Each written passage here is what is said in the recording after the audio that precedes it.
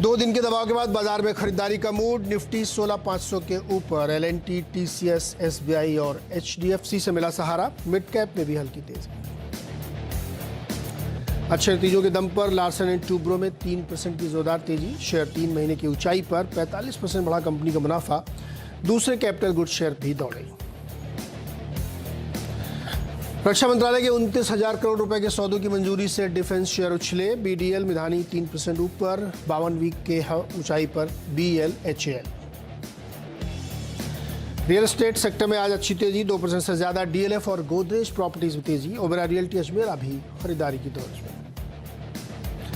आ जाएंगे मारुति के पहली तिमाही के नतीजे। करीब 4 गुना बढ़ सकता है मुनाफा। वॉल्यूम में भी सुधार मुमकिन। उधर टाटा मोटर्स के घाटे में आ सकती है कमी। ऑपरेटिंग मार्जिन में भी सुधार की उम्मीद। और 5G स्पेक्ट्रम की नीलामी दूसरे दिन जारी। पहले दिन लगी 1,45,000 करोड़ रुपए की बोलियां।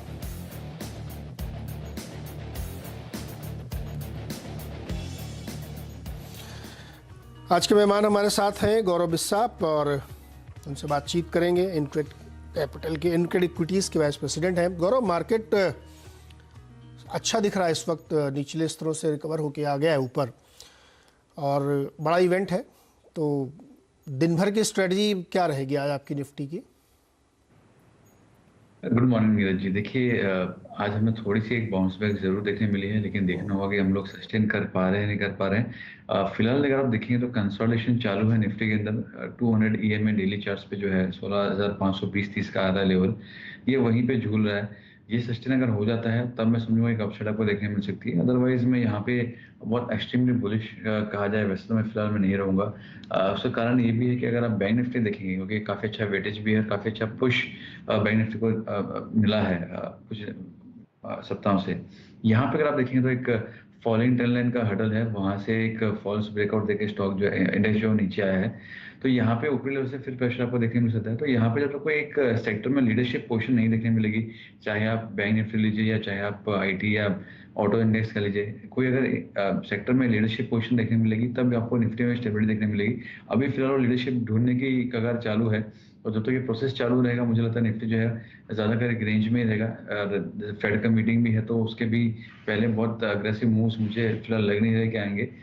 यहाँ पे 16,570-80 फ्यूचर में अगर सस्टेन कर लेते हैं, कोई आवली क्लोज आती है तो मे भी 16,640-50 के लेवल आपको देखने मिल सकते हैं। लेकिन यहाँ पे मैं कोई अग्रेसिव ट्रेड दे नहीं रहा हूँ। अपने क्लाइंट्स को भी मैं यही सलाह दी है कि अग्रेसिव ट्रेड यहाँ पे नहीं बनता है। कोई एग्रेसिव ट्रेड, गौरव कोई स्टॉक भी ढूंढा आपने क्या आज के ट्रेड के लिए?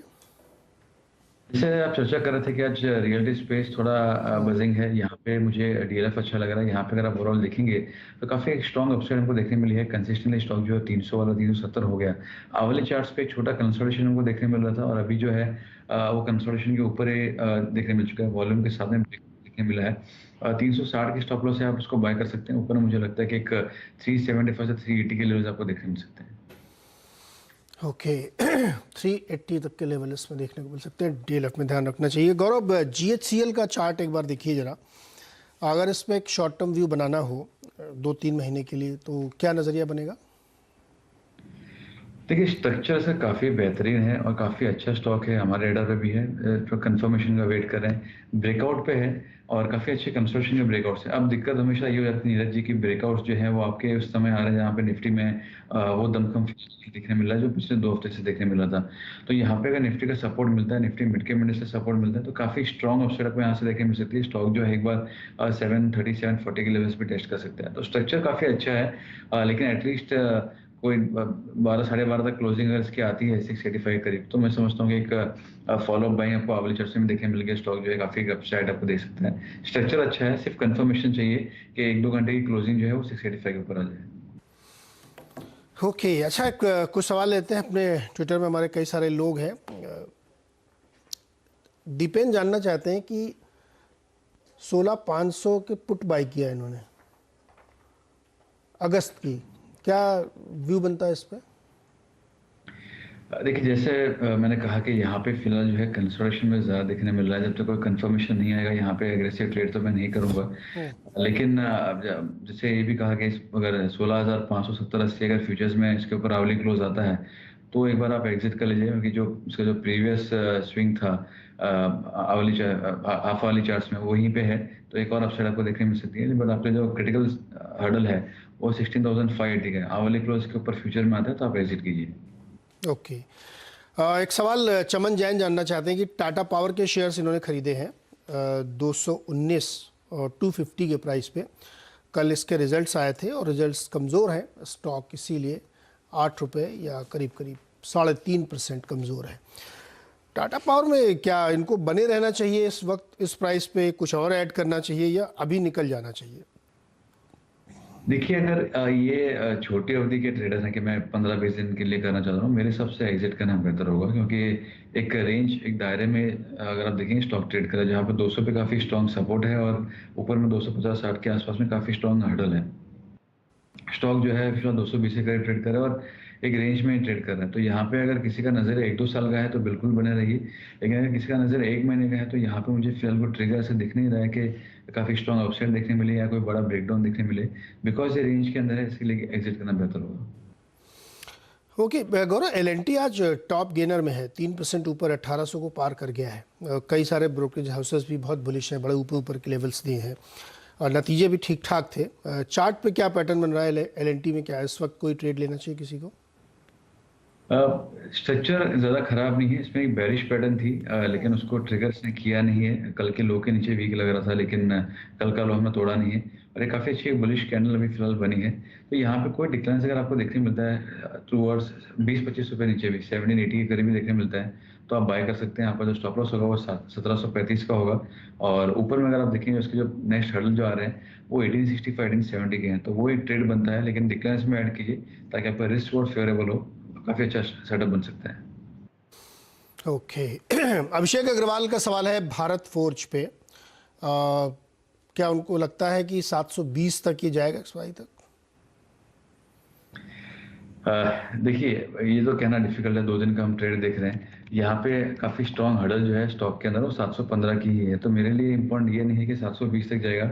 मैं ये समझता हूँ अगर 715 के ऊपर सस्टेन हो जाता है, अगर क्लोजिंग आती है तो एक स्ट्रॉन्ग मूव आपको 760 के लिए आपको देखने मिल सकती है। तो मेरा ट्रिगर पॉइंट, मेरा बाइंग का जो एरिया होगा वो 715 सस्टेन होने के बाद में ही आएगा। अगर एग्जिस्टिंग पोजिशन है तो जो इनको मैं स्टॉप लॉस हो जाऊंगा वो होगा 695 का, उसके नीचे अगर ज़्यादा तो आप एग्जिट कीजिए। सस्टेन हो गया तो एक पॉसिबिलिटी है कि एक 715 तक के लिए जम आ सकते हैं। राइट। निशिकांत का सवाल लेते हैं। इन्होंने नैल्को पे सवाल पूछा है। 200 शेयर है 121 के भाव पे। मेटल एक बहुत उथल पुथल वाले फेज से गया है और इस वक्त भी वैसे ही जा रहा है। इन्होंने चूंकि 121 पे खरीदा है और अब इसका भाव चल रहा है 74 रुपये। लॉन्ग टर्म के लिए रखना चाहते हैं, क्या ये एवरेज करें इस प्राइस पे? एवरेजिंग तो मैं नहीं सजेस्ट करूंगा यहाँ पे, क्योंकि जैसे मैं हमेशा कहता हूँ कि एवरेजिंग के लिए एक कंपेलिंग रीजन होना चाहिए। या तो स्टॉक को ये मेजर सपोर्ट से रिवर्स होते हुए दिख रहा है तो आप एवरेजिंग कीजिए, अदरवाइज जस्ट बिकॉज 30-40% नीचे हम एवरेज करें सही नहीं होगा। मैं ये कहूँगा कि अगर ये महीने का क्लोजिंग जो है अगर 75 के ऊपर आ जाता है तो एक बार आप थोड़ा सा बाइंग का सोच सकते हैं, क्योंकि जो हम टेक्निकल में कहते हैं एक ट्वीजर बॉटम सॉर्ट ऑफ बना है इसमें कि ये करंट महीने का लो देखेंगे 67 के आसपास का है, प्रीवियस मंथ का अगर कैंडल का लो देखेंगे वो 67 का है, तो दो जो है वो आपको सेम लेवल्स पे मिल रहे हैं, तो वो एंगल से एक पुश आपको देखने मिल सकता है। तो वो सबसे अगर ये 75 के ऊपर क्लोजिंग आता है मंथली तो एक बार आप इसके लिए थोड़ा ऐड का देख सकते हैं, अग्रेसिव ऐड नहीं, थोड़ा सा ऐड करने का देख सकते हैं। थोड़ा सा ऐड करने को देख सकते हैं। चलिए एक सवाल लेते हैं। उत्तम बर्मन जी गुवाहाटी से हमारे साथ जुड़ रहे हैं। उत्तम जी नमस्कार, सवाल पूछिए अपना। हाँ सर नमस्ते जी सर। एक्चुअली मतलब बात है कि हमने मतलब जोमेटो के शेयर मतलब 450 मतलब शेयर लिए थे मतलब 130 के भाव में, तो अभी मतलब क्या करें, होल्ड करें या फिर मतलब क्या करें? ये आपने आईपीओ के बाद लिए ओपन मार्केट से, राइट? जी जी जी जी। जोमेटो की सर्विस भी यूज़ करते हैं, खाना ना मंगाते हैं उससे? हाँ मतलब कभी कभी कभी कभी मंगाते हैं। जी तो बड़ा तगड़ा नुकसान हो रहा है सर आपको तो। जी जी जी सर। गौरव, माना कि चार्ट इसमें कम होगा लेकिन लोगों की दिलचस्पी ज़्यादा है। अब ये स्टॉक जो है बहुत गिर गया है। कल एक बहुत अच्छी जेफरीज की रिपोर्ट भी आई है, वो बड़ी दिलचस्प रिपोर्ट है। उसमें 40, 100 और 160 के रेंज है। मतलब वर्स्ट केस, नॉर्मल और बेस्ट केस सिनेरियो। चार्ट की भी कोई रिपोर्ट बनती है क्या इस पे कि जोमेटो में इस वक्त क्या करना चाहिए? देखिए चार्ट तो काफी वीक ही दिख रहा है, और आपके चैनल के माध्यम से हम पहले भी कह रहे थे कि यहाँ पे स्ट्रक्चर इसका वीक ही है। हर बार गिरता है, हम नया स्टॉप लॉस हो जाते हैं और उसके नीचे ही भी जा ही रहा है। तो स्ट्रक्चर यहाँ पे बहुत अच्छा हो ऐसा तो नहीं है, लेकिन इसके नीचे सपोर्ट्स पे ढूंढना मेरे लिए मुश्किल है, क्योंकि लाइफ फ्लो के करीब ही चल रहा है। लेकिन अगर आप देखेंगे ओवरऑल तो मैं समझता हूँ कि 39 के एक स्टॉप लॉस से आप होल्ड कर लीजिए। यहाँ पे बात उछाल की नहीं होगी, बात होगी सस्टेनेबिलिटी की। यहाँ पे अगर आप देखेंगे तो 50 रुपये एक जो प्रीवियस स्विंग लो था इसके नीचे इसने ब्रेकडाउन दिया था वॉल्यूम के साथ में, 50 रुपये के ऊपर सस्टेनेबल होता है तो आपको थोड़ी स्टेबिलिटी देखने मिल सकती है। अदरवाइज यहाँ पे फिलहाल क्योंकि काफ़ी गिर चुका है तो एक टेक्निकल पुल बैक देखने मिल सकता है, ओवरसोल्ड जोन में जा चुका था लोअर टाइम फ्रेम में, तो एक टेक्निकल पुल बैक जो है वहाँ पे फिलहाल देखने मिल रहा है। 50 रुपीज़ के ऊपर क्लोजिंग होगी, सस्टेन होगा तो एक बार स्टेबिलिटी आ सकती है। यहाँ पे फिलहाल 39 रुपीज़ के स्टॉप लॉस से होल्ड कर सकते हैं। ओके, अब चूंकि इन्होंने 50-60 हज़ार रुपये इसमें फंसा दिए, 58,000 रुपये, और ये इतना नीचे है कि अगर ये सस्टेन भी कर जाए, थोड़ा उछल भी जाए, 100% गेन भी आ जाए, तब भी इनके प्राइस से बहुत नीचे होगा। तो उत्तम भाई, आपके ऐसे बहुत सारे इन्वेस्टर हैं जो इसमें हैं, मैं इतना कह सकता हूँ कि आप फिलहाल इसमें इंतजार करें, बेच के कोई बहुत लाभ तो होना नहीं है क्योंकि नुकसान तो काफ़ी हो चुका है। तो वेट करिए, देखिए, शायद हो सकता है कुछ चमत्कार हो ही जाए, अदरवाइज तो आपको तगड़ा नुकसान जोमेटो में हो रहा है। यहाँ पे एक सवाल और लेते हैं फटाफट। ऋषि कुमार है प्रयागराज से हमारे साथ। ऋषि जी बताइए क्या सवाल है आपका? हाँ सर नमस्ते, मैं जो है इलाहाबाद से बोल रहा हूँ। मैं सर वोडाफोन आइडिया का 10,000 शेयर लिया हूँ, 10 रुपये 50 पैसे में। सर ये कब तक होल्ड करें सर? और सुजलॉन के भी 10,000 शेयर है, मैं 9 रुपये 58 पैसे में, कब तक होल्ड किया जाए कि ये हम प्रॉफिट में आ जाएं? मतलब ये शेयर आप कोई रिसर्च करके लेते हैं कि कैसे लेते हैं? ये नहीं सर, जो है रिसर्च करके नहीं लिए, जो है नए नए ट्रेनिंग सब जुड़े हुए हैं सर, लगभग 4-5 महीने हुए हैं। हाँ जी, तो मतलब चूंकि सस्ता मिल रहा था इसलिए ले लिया? जी जी जी, मतलब 8.80 का अभी है और 10.50 का मिल रहा था। अब 10.5 रुपये का मतलब ये नहीं होता ऋषि भाई कि ये सस्ता है। सस्ता महंगा टिकट साइज से नहीं देखा जाता। मान लीजिए मैं आपसे कहूँ कि मद्रास टायर का आप स्टॉक ले लीजिए, MRF जिसको कहते हैं, अब वो 70,000-80 हज़ार रुपये का शेयर है, तो महंगा थोड़ी है वो। महंगा सस्ते के अलग पैमाने होते हैं, ये गलती आप लोग कर देते हैं। जैसे सुजलॉन भी ले लिया, पता नहीं सुजलॉन तो सालों साल से हम लोगों ने ट्रैक भी नहीं किया है। चलिए इस पर मैं पूछ लेता हूँ, क्योंकि ये आजकल हॉट फेवरेट, बहुत खबरें वबरें चलती रहती हैं। गौरव, वोडाफोन इन्होंने 10.5 में लिया था, अब 8.5 के आसपास है, क्या करें? देखिए आपने बिल्कुल सही कहा, जस्ट बिकॉज टिकट साइज छोटा है इसलिए लोग इसमें काफ़ी इंटरेस्ट दिखाना कर लेते हैं। और हमने पहले भी इस पर चर्चा की है कि जस्ट बिकॉज प्राइस कम है और आप इसको ले रहे हैं, वो नहीं होगा। और ऐसे में आप स्टॉप लॉस भी होगा तो आपका DP आएगा। तो यहाँ पे जो मैंने पहले भी सोचा था स्टॉप लॉस, वो है 4.5 रुपये का। उसके बियॉन्ड मुझे फिलहाल कोई स्टॉप लॉस देखने मिल नहीं रहा, क्योंकि अगर आप देखेंगे ऊपर में तो 14 रुपये के आसपास में मेजर हर्डल है, और नीचे में अगर आप देखेंगे तो 4.5 के आसपास में सपोर्ट है। तो वो एंगल से अगर देखा जाए तो 4.5 का मैं स्टॉप लॉस हो जाऊंगा। को उछाल देखने मिलती है, एग्जिट के मौके ढूंढिए। लोग सोचते हैं कि 10 का है, 100 रुपये से स्टॉक गिर रहा है तो 20-30 तो हो ही जाएगा, वो इतना इजीली होता नहीं है। काफ़ी साल पहले अगर आपको याद हो तो एक कैल्स रिफाइनरीज करके स्टॉक था जो काफ़ी चर्चा में रहता था कि पेनी स्टॉक है, बड़ा चल जाएगा, 50 पैसे का स्टॉक है, 10 रुपये 20 रुपये इजीली हो जाएगा। तो ये उसी कगार में जा रहे हैं। मैं ये नहीं कहता हूँ फंडामेंटल सेम है, मैं वो नहीं कह रहा हूँ, लेकिन अगर आप देखेंगे ओवरऑल तो काफ़ी वेल्थ डिस्ट्रक्शन आपको देखने मिल रहा है। ट्रेडर्स अगर आप देखेंगे तो काफ़ी एक्टिवली इन्वॉल्व होते हैं वोडाफोन आइडिया, सुजलॉन में, या जो ऐसे 10-15 रुपये के स्टॉक में है, लेकिन इसमें काफ़ी वेल डिस्ट्रक्शन होता है। आपको अटक काफ़ी जाते हो, होल्ड करना पड़ जाता है, तो आप दूसरे स्टॉक्स मिस कर लेते हो। तो वो एंगल से स्टॉक से आप अवॉइड कीजिए। अगर कोई स्टॉक ट्रेंड में है तो ही इसमें आप मौका ढूंढिए, अदरवाइज ये हो गया येस बैंक हो गया, सुजलॉन हो गया, यहाँ पे मैं कहूँगा आप अवॉइड ही कीजिए। तो ऐसे चीज़ों से ऋषि बचिए थोड़ा सा, क्योंकि मतलब पता नहीं कुछ भी हो सकता है, लेकिन आप इसका नुकसान करके बैठे। बताइए 4.5 रुपये का सपोर्ट मिल रहा है, आधा यहाँ से, तो अब कोई उछाल है तो उसमें देखिए क्या होता है। ऋषि भाई ध्यान रखिएगा, जैसे एक बड़ी हम लोग बात कहते हैं कि चलती गाड़ी पे चढ़िए और चलती गाड़ी उतर जाइए। अब आपने देखा कि कोई बस स्लो हो रही तो आप लपक के चढ़ गए, वो स्लो इसलिए हो रही थी कि उसका आगे ब्रेक डाउन होना था, अब वो खड़ी हो गई है। तो टिकट साइज देख के कोई व्यू मत लीजिए, फंडामेंटल पढ़ाई करिए। हम लोग इस पर बातचीत करते रहते हैं, टेक्निकली सब सलाह लीजिए फिर लीजिए, अदरवाइज आप चूँकि नए नए आए हैं और स्टॉप लॉस की एक कसम उठा लीजिए कि अगर आपने 10.5 पे लिया था तो 9.5 पे कम से कम स्टॉप लॉस होना चाहिए था आपका, या 10 रुपये होना चाहिए था, वो आपने गलती की। तो इसलिए स्टॉप लॉस जरूर लगाया करें, ध्यान से सुना करें सर हमारे जो है टाटा स्टील के साथ 150 शेयर हैं हमारे पास, हाँ 1050। तो इसको कब तक होल्ड किया जाए सर, ये कहाँ तक जा सकता है ये? ओके, ये भी सवाल ले लेते हैं। गौरव, टाटा स्टील 1050 पे नो लिया है, अभी 947 का है।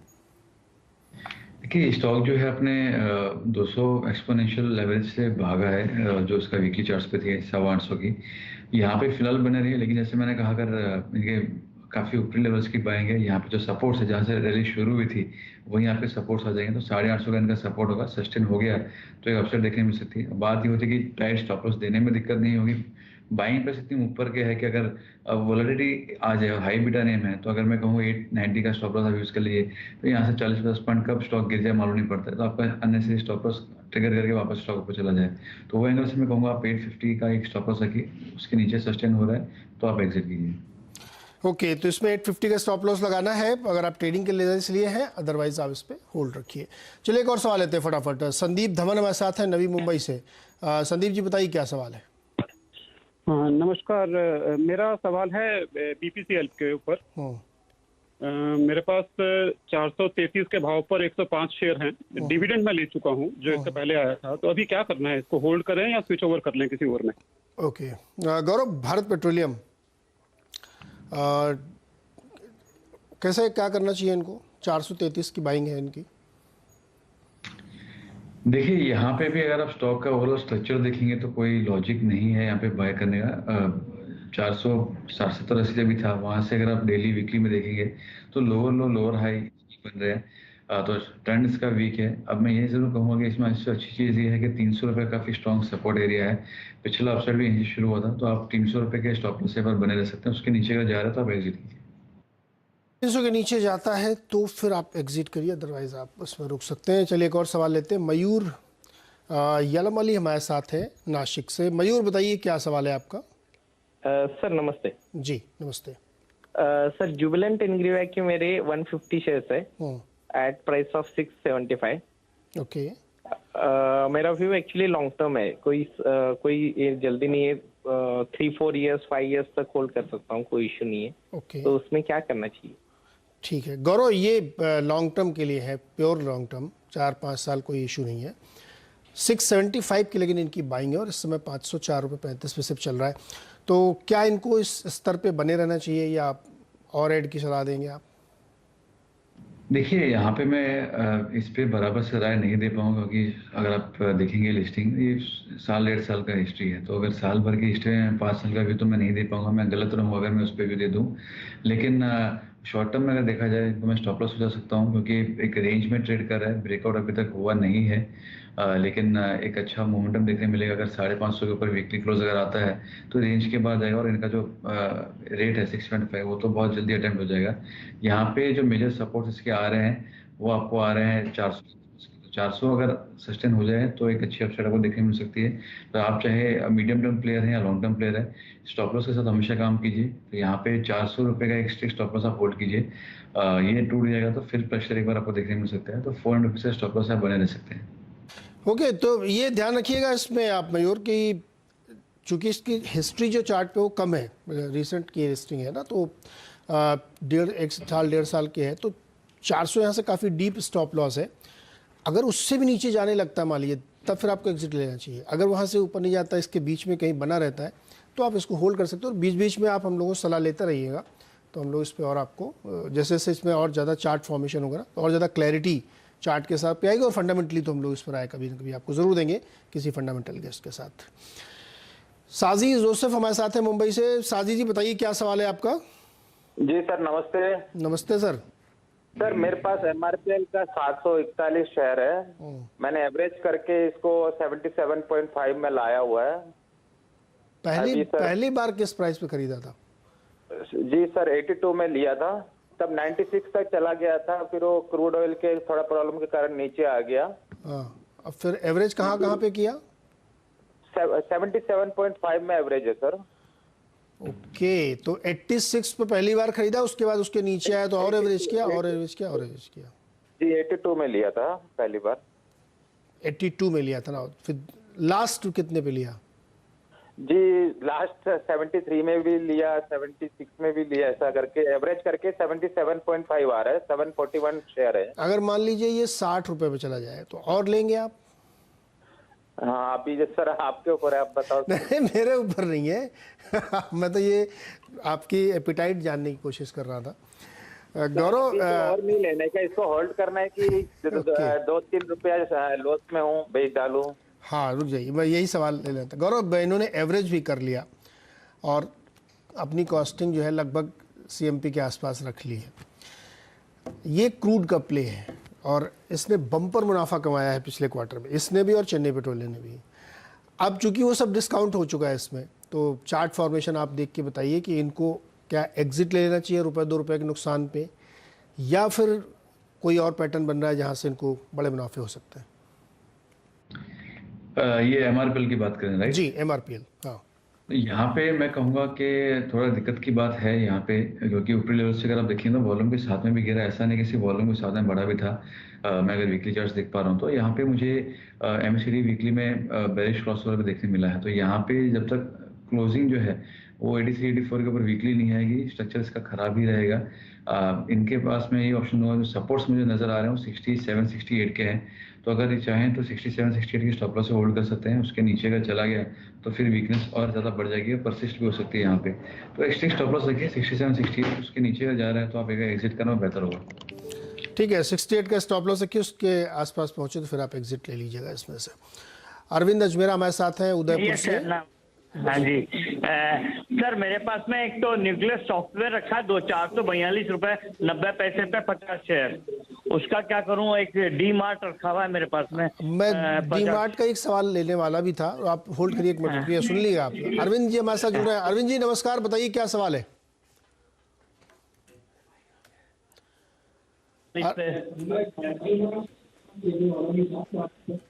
अरविंद अजमेरा जी, अगर आपको मेरी आवाज आ रही तो अपने टीवी का वॉल्यूम बंद करिए, उसके बाद सवाल पूछिए। जी हाँ, बिल्कुल बिल्कुल बंद कर दिया साहब, बंद कर दिया। हाँ पूछिए।